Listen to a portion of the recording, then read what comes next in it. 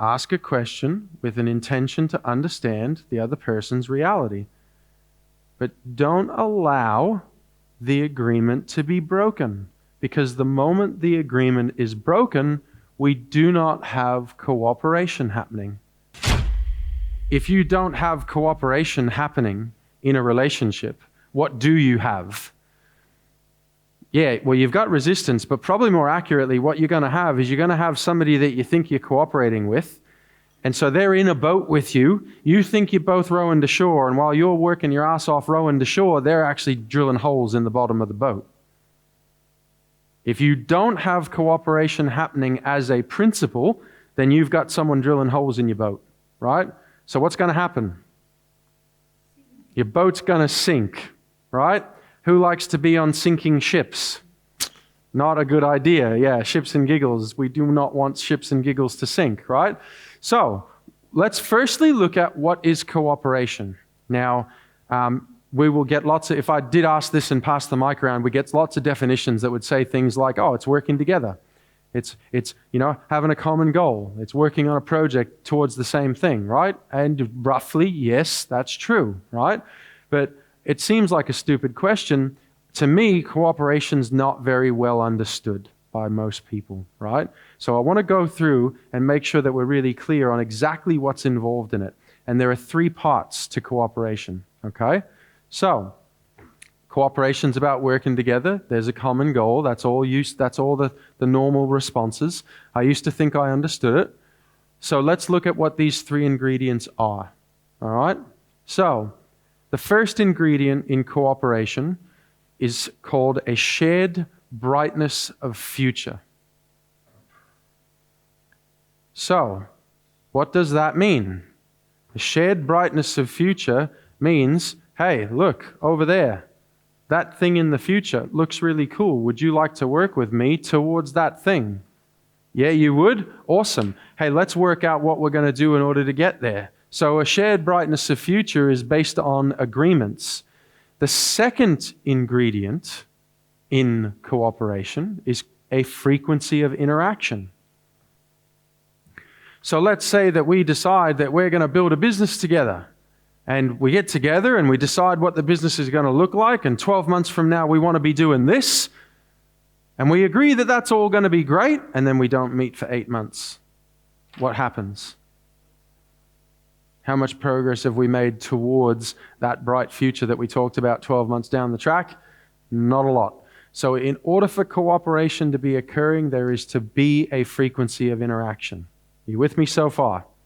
Excellent. The last ingredient in cooperation is something called provocability.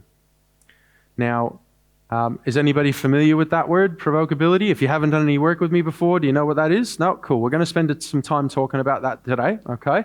So provocability is, we'll come back to that. Let's talk about what provocability is. The root word here is the word provoke. Now, to plenty of people, the word provoke will have a negative connotation.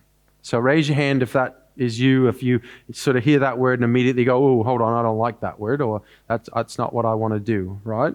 So that word can have a negative connotation, right? The reality for me is that there's a particular definition for that word that is used in this example. And I want to make sure we're clear on what that is. So to provoke can mean to poke and prod with an intention to upset. Another way of talking about provoking or being provocable is a willingness to confront. Now, what does that mean? Confront is another word that can have a negative connotation, right? But there's a particular dictionary definition of the word confront that, if I paraphrase, involves essentially the ability to stand and face with ease. So the words in the dictionary are around coming face to face with, right? So the willingness to confront or being provocable is the willingness to stand and face with ease and deal with something. Does that give you a definition for that? Yeah? Okay. Now, let's just make sure I'm clear on what's coming up there. Yep, good. I want to make sure that we give an example of what provocability is, because it's not something that's really easy to see or understand just from the definition. So I'm going to tell a story. Some of you may have heard this story before, and if you have, that's okay. It's always great to have a refresher, right? So provocability works like this. So we're going to give an example where there is a company, and this company is having challenges with production. So what the company decides to do is hold a company-wide meeting, and everyone involved in the company attends the meeting, and everyone's there to put all their minds together to come up with ways that they can improve productivity, right? It's a company-wide problem, so everyone's going to be involved in the solution. Now, a whole bunch of decisions are made. Everyone from the janitor to the CEO, they're all there for this meeting. All the decisions get made. One decision in particular is that everybody works out that, hey, there's this many people or this percentage of people at the company that smoke cigarettes. Well, what if we decided, because the people who don't smoke don't take those same breaks, what if we decide that from now on, no more smoking on work grounds? If you leave for lunch, like, go for it, but during work time, we're working, we're not going to take smoke breaks. So everyone decides together, yep, we're going to do that. That's a great idea. We're going to implement that. That's going to save us X amount of time over the course of a month. That can increase productivity by this much. Am I making sense so far? Good. Now, this isn't a dictatorship. Everyone's decided it together. So, meeting adjourns, everyone goes away. 3 weeks later, there's a moment where the janitor is walking out the back to put the bin bags in the bin. And as he walks around the corner, he sees the CEO standing next to the bin. And the CEO is smoking a cigarette. So, I want to give you an example of provocability. Provocability in that moment would be the willingness of the janitor to see it and to go over, and essentially the conversation would go like this. Look, my understanding was that 3 weeks ago we made a decision that we were going to not smoke on work grounds. So what's happened? How have you made it okay to break the agreement that we all made with ourselves? Now, what did you notice? What was the tone like? So what you just saw was the 4 pillars in action. What would have happened if the janitor had walked around the corner and gone, "Oi, mate, what's going on here? You think you're above all the rest of us? You can smoke and we can't?" What would have happened? Yeah, that's just created some pretty major resistance, hasn't it? Is that going to work? Is that going to be effective? Nah, not at all, right? So, neutral tone and ask a question with an intention to understand the other person's reality. But don't allow the agreement to be broken, because the moment the agreement is broken, we do not have cooperation happening. Does that make sense to you? Now, that's an example of a really obvious thing, yeah? But what tends to happen in relationships is that often a break in cooperation isn't actually that obvious. You see, oh, it's not there, it's up here. Good. When you are interacting, so during the frequency of interaction, what's going to happen is you're going to be dealing with the person. You're going to be interacting face to face. You're going to be talking, communicating, right? So do you think that you're going to see, or do you think that you might be able to be aware of and pay attention to subtle little indicators that indicate that something's changed or something's a little bit off? Have you ever had the experience where either this has happened to you or it's happened to somebody you know, where there's all of a sudden they've been blindsided. Something's happened. They had an agreement with somebody, and then all of a sudden, out of nowhere, the agreement's totally changed. The person's broken their agreement, and they're not, they're doing something totally different. Has anybody seen that happen before?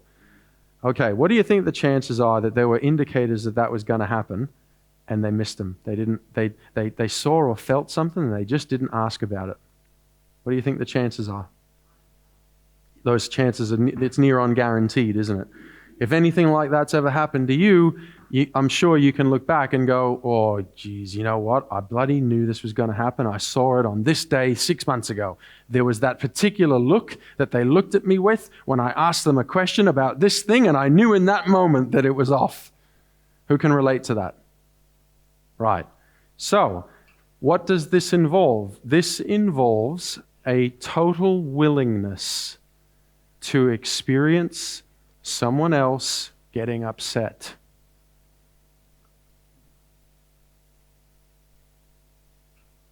That's the key to it. It involves a total willingness to experience someone else getting upset.